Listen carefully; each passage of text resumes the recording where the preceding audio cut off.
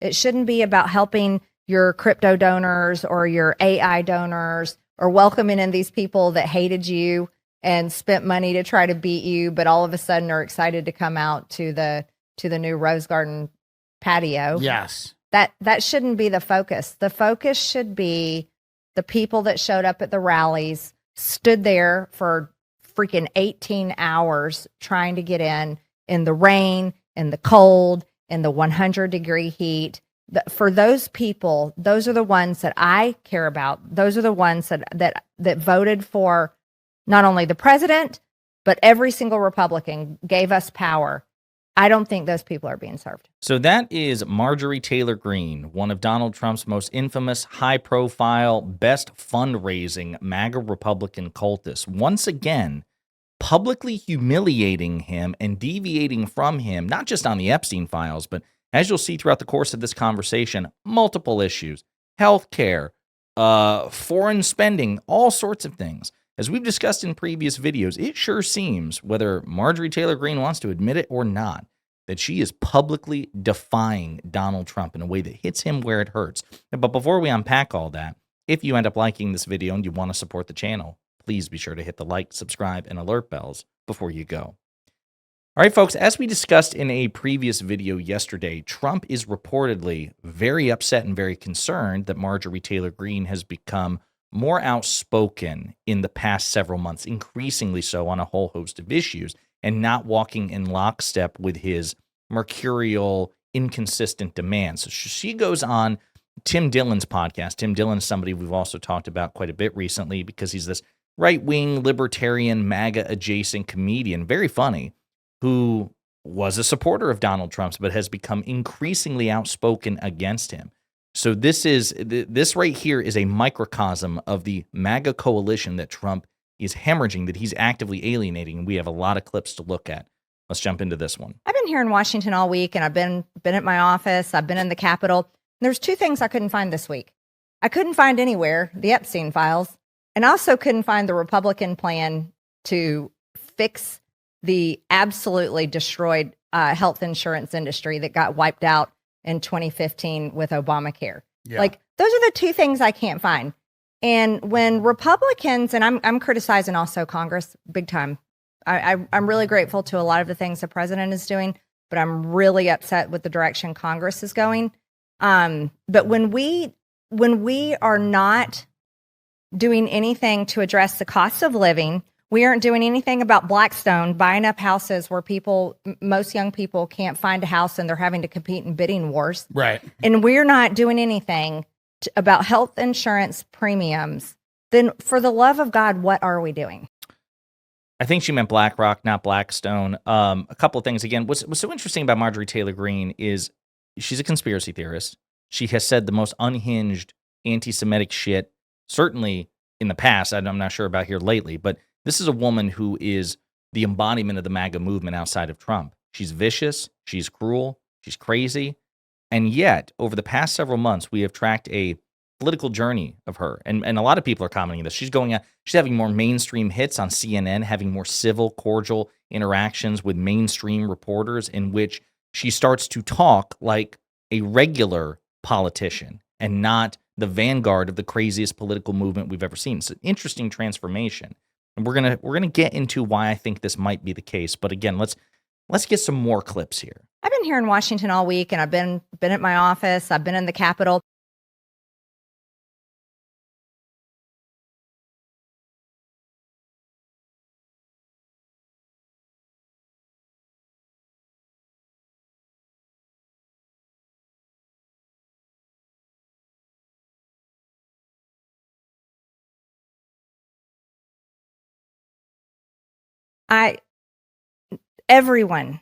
Everyone that voted for Trump Vance, everyone was like, release the Epstein files. Right. This is not even an argument. It's not even debatable.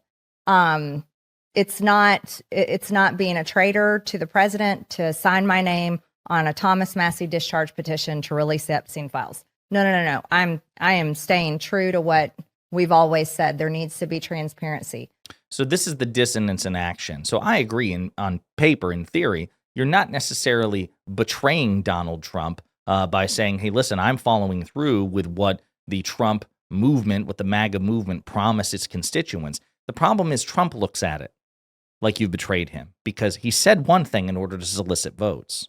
He stoked and fomented and exacerbated right-wing conspiracy theories about Jeffrey Epstein in order to get these people to vote for him. And then, of course, potentially because he's implicated in the Epstein files, certainly he is named in the Epstein files, or perhaps it's because people he likes or allies of his are implicated more directly in the Epstein files. He did a 180.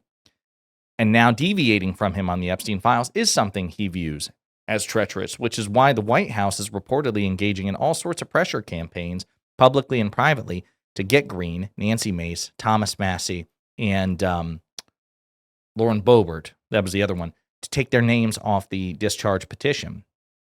To Trump, it is treachery for you to do anything against what he demands in the moment. Doesn't matter what he said a day ago, 2 months ago, a year ago, what he campaigned on. If he contradicts himself today, you're supposed to swing your decisions based on what he says in the moment. If he contradicts himself once more tomorrow, then you pivot accordingly. The fact that she has dug her heels down on the Epstein issue, yes, whether she likes it or not, she has betrayed Donald Trump as far as he's concerned. But what are we doing? We're buying out and doing a buyout with Argentina? Like, huh? $20 billion? $20 billion. Bailing them out? Then he just did a concert. I don't know if you saw the president of Argentina was singing and dancing. Like, I mean, it's unbelievable. You know, again, a lot of people I know cannot afford to buy a house. Yep. They're not working. You recently said something, I think, about healthcare, which we'll talk about. So that's Tim Dillon and Marjorie Taylor Greene. Again, whether she likes it or not, they are publicly criticizing Trump's decision to give a $20 billion bailout to Trump-allied libertarian, president of Argentina, Milei, which, according to Marjorie Taylor Greene and Tim Dillon, utterly belies the America First policies that Trump promised during the campaign. But that's the point. What they're realizing in real time, I think Marjorie is slower on this, is that Trump is an ideologically inconsistent grifter, and he'll say whatever the hell he needs to in order to win elections, and then he'll govern in total contradiction to that if need be. How many Republican congressmen and senators voted to keep the Epstein files secret? Right? I mean, isn't this... I mean, I'm confused, right? How many Republican congressmen and senators... Exactly. You're talking about people that they're in the majority right now, and only 4 out of the 200 and I can't remember, 215, 217, 218, 200, something like that. They're in the majority, and only 4 of them are willing to effectively co-sign this discharge petition. The Thomas Massie and Marjorie Taylor Greene and Lauren Boebert and Nancy Mace are the Democrats have been more supportive of this, even though it wasn't a major campaign issue for them.